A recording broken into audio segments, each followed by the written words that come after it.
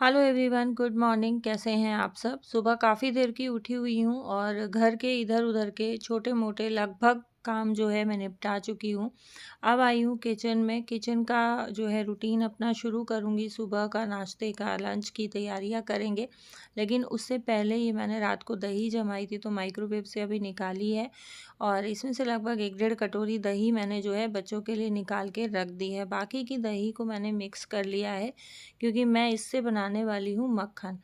लेकिन ज़रूरी नहीं है कि मक्खन बनाने के लिए हमें दही को फेंट के ही दूसरे बर्तन में ट्रांसफ़र करना है। मैं बफ़ेलो मिल्क लेती हूँ और इस पे काफ़ी अच्छी मोटी मलाई आती है और मलाई समेत ही मैं दही जमाती हूँ। बस ये रीज़न था मेरा दही को मिक्स करने का कि डालते समय मलाई के कारण दही इधर-उधर गिरे नहीं। और अगर आपके पास ऐसा बर्तन है कि जिसमें आपने दही जमाया, उसी में आपको घी निकालना है तो आपको दही ट्रांसफ़र करने की भी नीड नहीं पड़ती है। लेकिन मैं जो रही यूज़ करती हूँ ये इसी डेगची में फिट आती है, अदरवाइज़ बाकी किसी बर्तन में पूरा जो दही रहता है वो उछल के बाहर गिर जाता है। और ये रही बहुत काम की चीज़ है भाई। देखो, घी हम ब्लेंडर से भी निकाल सकते हैं, घी जो है हम मिक्सी में भी निकालते हैं बहुत सारी बहनें।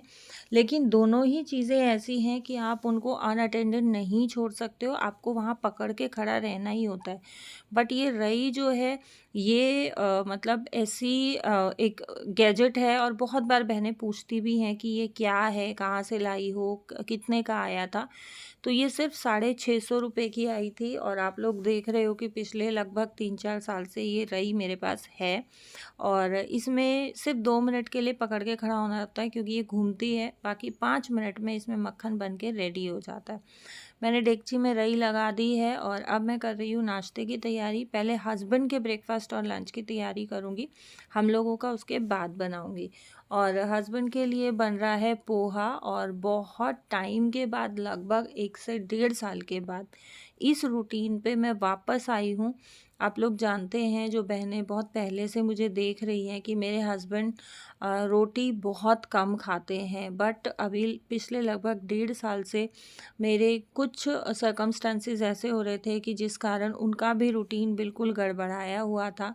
लेकिन अब धीरे-धीरे मैं कोशिश कर रही हूँ कि उनके रूटीन को फिर से मैं मेंटेन कर पाऊँ और फिर से मैं उनके रूटीन के हिसाब से जो है लंच और ब्रेकफ़ास्ट प्रिपेयर कर पाऊँ। तो यहाँ मैंने जो है पोहे को धो के अच्छे से रख दिया है, कढ़ाई में तेल चढ़ा दिया है और साथ-साथ काट ले रही हूँ प्याज़। प्याज़ मैंने 2 लिए हैं, जिसमें से 1 प्याज़ को मैं स्लाइस करके और अब बारीक-बारीक सा काटूँगी। थोड़ा-सा प्याज़ मैं लूँगी इस तरीके से बारीक कटा हुआ और थोड़ा-सा प्याज़ मैं लूँगी स्लाइस्ड, ताकि जब पोहा खाते हैं ना, तो अगर लंबा-लंबा स्लाइस्ड अनियन होता है तो वो काफ़ी डिलीशियस लगता है पोहे में। लेकिन छौंक के लिए बारीक जो प्याज़ रहता है वो ज़्यादा अच्छा होता है। तो मैंने 2 प्याज़ को दोनों तरीके से मिक्स करके काटा है और पोहा एज़ यूजुअल बहुत सिंपल रेसिपी रहने वाली है, क्योंकि पोहे में जो है टमाटर मेरे हस्बैंड खाना पसंद नहीं करते हैं। तो उसमें मैं लास्ट में जो है थोड़ा-सा खट्टेपन के लिए क्या यूज़ करती हूँ, वो मैं वीडियो में आप लोगों के साथ आगे शेयर करूँगी। तो यहाँ तेल गरम हो गया है और आज मेरी सबसे बड़ी बेवकूफ़ी ये रह गई कि राई डालते टाइम मैं प्लेट लेके नहीं जो है खड़ी हुई और पूरी की पूरी राई उछल गई। मैंने यूज़ किया है पीली वाली राई और पीली वाली राई तेल में बहुत ज़्यादा उचटती है। तो अगर आप पीली राई यूज़ करते हैं तो प्लेट साथ में लेके बैठे कि जैसे ही राई डाला और उसको तुरंत से ढक दिया, तो वो जितना चटकेगी ना वो कढ़ाई में ही रह जाएगी, इधर-उधर नहीं भागेगी। साथ में हींग डाल दी है और हींग राई पकने के बाद इसमें ऐड कर दिया है प्याज़। प्याज़ को अच्छे से भून लूँगी। अब यहाँ आपकी चॉइस है कि आपको प्याज़ को गोल्डन ब्राउन करना है, थोड़ा-सा क्रिस्प रखना है, पिंकिश होने तक पकाना है। आप अपने टेस्ट के हिसाब से प्याज़ को पका सकते हैं। साथ ही इसमें हल्दी डाल दी है और अच्छे से सारी चीज़ों को मिक्स कर लेंगे। आप देखो पूरी प्लेट पे ना राई राई चिपक गई है। लकी का एग्ज़ाम है, तो जिस दिन एग्ज़ाम होता है ना, लकी मेरे साथ ही सुबह उठ जाता है, बैठ के पढ़ता है, फिर जल्दी अपना नहा धो के और पूजा वगैरह कर लेता है। तो बस इसका ये रहता है कि टेंशन फ्री होके ये अपना रिवाइज़ करता रहता है। और अभी जो है ये नहा के पढ़ रहा था, तो बस अभी थोड़ा-सा अपने आप को फ्रेशन अप करने की कोशिश कर रहा है, थोड़ा घूम के थोड़ा-सा रिलैक्स होने की कोशिश कर रहा था। तो यहाँ जैसे ही प्याज़ भुना तो मैंने इसमें डाल दिया है पोहा, और मैं इसको यही बोल रही थी कि बेटा जोत कर ले तब तक, इधर-उधर घूम रहा है तो। बस सारी चीज़ों को अच्छे से मिक्स करेंगे। मिर्च मैंने इसमें लास्ट में डाली है, क्योंकि मिर्च का क्रंच पोहे में बहुत टेस्टी लगता है। उतनी देर में हस्बैंड का भी नहाना धोना हो गया था, साथ साथ पूजा की तैयारी कर रहे हैं। और थोड़े से खट्टेपन के लिए मैंने इसमें लास्ट में निचोड़ दिया है एक नींबू। अगर आपको पोहा मीठा पसंद है तो जिस टाइम पे आप प्याज को भूनते हैं ना, उसी टाइम पे आप 2 चम्मच चीनी डाल दें, तो चीनी के साथ प्याज भी थोड़ा कैरामलाइज़ हो जाएगा, और जो है पोहे में बहुत अच्छा खट्टा मीठा टेस्ट आता है। बट मेरे यहाँ इसी तरीके से बहुत सिंपल सा पोहा जो है पसंद किया जाता है। लकी को ब्रेकफास्ट दे दिया है। हस्बैंड के जो है लंच में दही मैंने पहले ही डाल के फ्रिज में रख दी थी, और पोहा डाल के हस्बैंड का लंच भी पैक कर दिया है। दोनों पापा बेटों को भेजने के बाद मैं अपने आगे के कामों की तरफ बढ़ी, और सुबह मैंने फ्रीज़र में ये थोड़ा-सा ठंडा पानी होने के लिए रखा था, क्योंकि मुझे घी निकालने के लिए इसकी ज़रूरत पड़ेगी, और मैं भूल गई, इसकी बर्फ़ जम गई। तो बस अभी इसको मैं बाहर निकाल के रख दूँगी, और तब तक जो है मैं अपना नहाना-धोना निपटा लूँगी। नहाना-धोना किया, उसके बाद 1-2 छोटे-मोटे काम किए, कपड़े जो है मशीन का लॉट लगा रखा था वो फैलाए, और तब तक जो है खुशी ने मेरे लिए रेडी कर दिया था ब्रेकफ़ास्ट। अपना ब्रेकफ़ास्ट वो बना के खा चुकी है। ये हैं सब्ज़ी के सैंडविच, जो हमारी आलू गाजर मटर की थोड़ी-सी सब्ज़ी बची हुई थी। तो बस ये हुआ कि चलो दोनों के सैंडविच बना लेते हैं, सब्ज़ी भी यूज़ हो जाएगी। और इस तरीके से जब सूखी सब्ज़ी बच जाती है ना, तो सैंडविच वग़ैरह जब हम बना के खाते हैं तो बहुत टेस्टी लगते हैं। देखो, एक तो थोड़ी-सी वैराइटी हो जाती है, थोड़ा-सा टेस्ट चेंज हो जाता है, और बच्चे जो खाना खाने में आनाकानी करते हैं, सब्जियां खाने में आनाकानी करते हैं, तो ये एक बहुत अच्छा ऑप्शन है बच्चों को सब्जियां खिलाने का, कि आप इस तरीके से सैंडविचेस बना के दे दें। और जब डिफरेंट टाइप के सैंडविचेस बच्चों को मिलते हैं ना, तो बहुत खुशी खुशी खा लेते हैं, क्योंकि सैंडविच कहीं ना कहीं बच्चों के फेवरेट होते हैं। घी लगा के मैंने अच्छे से क्रिस्प होने तक इनको सेक लिया है, और अब मैं आराम से बालकनी में धूप में बैठ के जो है सैंडविच खाऊंगी। मैं सैंडविच बनाने गई तो बहुत अच्छी धूप थी, नहा के आई तब, और अभी जो है सैंडविच बनाते बनाते धूप पता नहीं कहाँ गायब हो गई। तो बस मेरे को ये हुआ कि चलो कोई बात नहीं, अब मैं बाहर आई हूँ तो बालकनी में बैठ के ही ब्रेकफास्ट कर लेती हूँ। काफ़ी अच्छा लगता है, बालकनी में बैठ के ब्रेकफास्ट करती हूँ। उसके बाद किसी का कॉल आ गया था, तो बस कॉल पे बात करते करते जो है ब्रेकफास्ट भी मेरा हो गया है। और यहाँ घी आ गया था इसमें, बट मैंने निकाला नहीं था। मुझे ये हुआ कि चलो ठीक है, बर्फ़ का जब तक मेल्ट होके वापस से पानी बनता है तब तक मैं अपने और एक आधे काम कर लेती हूँ। और साथ साथ गैस पे मैंने चढ़ा दी है दाल, क्योंकि मैं लंच की भी तैयारी साथ साथ कर रही हूँ। और लकी की जो है छुट्टी होती है 1:30 बजे, पेपर ओवर होता है। तो बस यही सब घर के काम निपटाते निपटाते 1 पौना 1 कैसे हो जाता है पता ही नहीं चलता। तो बस ये हुआ कि कुछ एक लंच की तैयारी करके उसको लेने जाऊंगी, तो आने के बाद सिर्फ छौंक लगाना रह जाएगा, तो तुरंत से बच्चों को खाना दे दूंगी।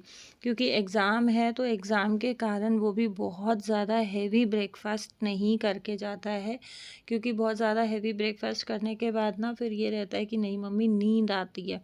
तो बस इस वजह से मेरा रहता है कि जब मैं उसको लेके आऊँ तो मैं खाना प्रिपेयर करके जाऊँ, ताकि आते ही जो है वो अच्छे से पेट भर के खाना खा ले। यहाँ रई को मैंने पोंछ लिया है, और आप देखो ये 1.5 किलो दूध की जो है मैंने दही जमाई थी, और उसमें से मैंने हस्बैंड को भी एक टिफ़िन भर के दही दे दिया है, खुशी के लिए भी 1 कटोरी दही निकाली थी।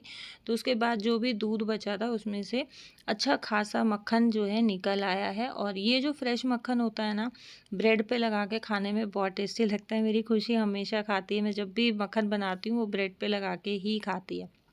अच्छा, मलाई से हम मक्खन निकालते ज़रूर हैं, लेकिन आप कभी इस तरीके से निकाल के देखिएगा। मलाई के मक्खन मक्खन में टेस्ट नहीं आता है, क्योंकि वो 3-4 दिन की मलाई हम स्टोर करते हैं, 5 दिन की मलाई स्टोर करते हैं, उसमें कहीं न कहीं थोड़ी बहुत महक हुए बिना नहीं रहती है। तो उस मक्खन के टेस्ट में और जो डेली का फ्रेश मक्खन निकलता है, उसमें बहुत ज़्यादा फ़र्क होता है। और इसके देसी घी में भी टेस्ट में फ़र्क होता है, उसमें कहीं न कहीं हल्की-हल्की अजीब-सी महक आती है, तो हम लोग से वो नहीं खाया जाता है और मलाई वाला मक्खन मेरे घर में कोई पसंद भी नहीं करता है। तो जब भी मक्खन बनाना होता है ना, तो मैं इसी तरीके से मक्खन बनाती हूँ। और अगर आप लोगों को मक्खन की प्रॉपर से रेसिपी चाहिए कि मैं किस तरीके से दूध जो है जमाती हूँ, किस तरीके से प्रॉपर अगर आपको चाहिए, तो आप लोग मुझे प्लीज़ कमेंट कीजिएगा। मैं डिटेल में आपके साथ शेयर करूँगी कि मैं किस तरीके से मक्खन बनाती हूँ और मक्खन से फिर किस तरीके से हमारे यहाँ घी बनाया जाता है।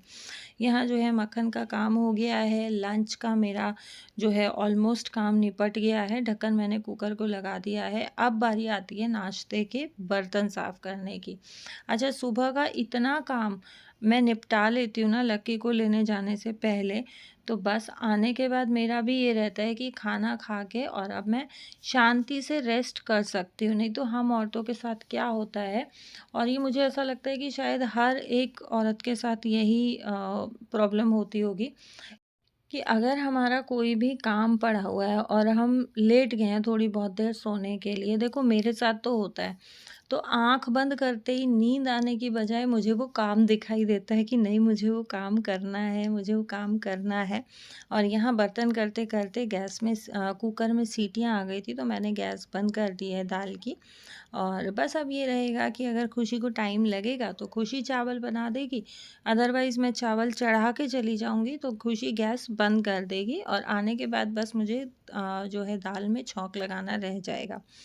तो आप लोगों के साथ भी ऐसा होता है क्या? प्लीज़ ज़रूर से शेयर कीजिएगा कि अगर काम पड़ा है और आँख बंद करते ही आपको काम दिखाई देता है। तो मेरा ये रहता है कि नहीं यार, पहले उठ के काम निपटा लेते हैं, उसके बाद ही सोएँगे।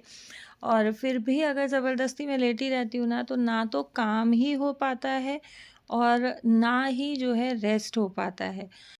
तो बस कोशिश ये रहती है कि हस्बैंड के ऑफ़िस के लिए निकलते ही और मैं अपने घर के जितने काम पड़े हैं वो मैं निपटा लूँ। अगर कोई एक आधा ऐसा काम है कि जैसे ड्राइंग रूम वग़ैरह साफ़ करना है या कोई कपड़े मैंने फ़ोल्ड करके रखे हैं, वो तो वो बच्चे कर लेते हैं, तो उसमें मुझे ये टेंशन नहीं होती है कि ये काम मुझे ही उठ के करना पड़ेगा।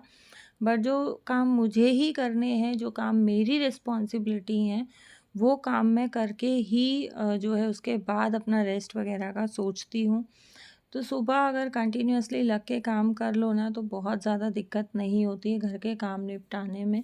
आप सुबह 5 बजे उठ के अगर साढ़े 5 बजे उठ के भी लगते हो, तो साढ़े 10, 11, साढ़े 11 बजे तक काम ऑलमोस्ट सब ख़त्म हो जाता है और आप फ्री हो जाते हो। उसके बाद आप अपने लिए भी आराम से जो है टाइम निकाल सकते हो।